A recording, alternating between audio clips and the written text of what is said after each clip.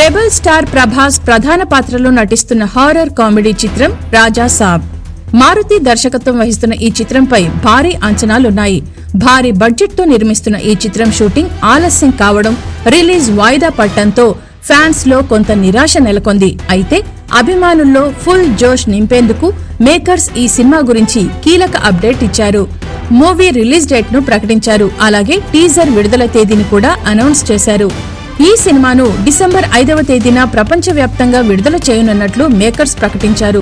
అలాగే ఈ నెల 16న ఉదయం 10:52 టీజర్ రిలీజ్ చేస్తామని తెలియజేశారు. ఈ సందర్భంగా ఒక స్పెషల్ పోస్టర్ను కూడా విడుదల చేశారు.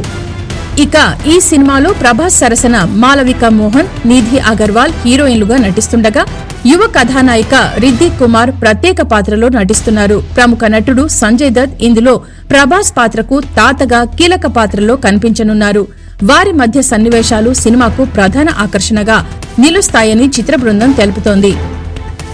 పీపుల్ మీడియా ఫ్యాక్టరీ సంస్థ నిర్మిస్తున్న ఈ చిత్రానికి తమన్ సంగీతం అందిస్తున్నారు. ఇప్పటికే ప్రభాస్ చేతిలో హను రాఘవపొడి, ఫౌజీ, సందీప్ రెడ్డి వంగ, స్పిరిట్, సలా 2, కల్కి 2 లాంటి భారీ ప్రాజెక్టులు ఉన్నాయి.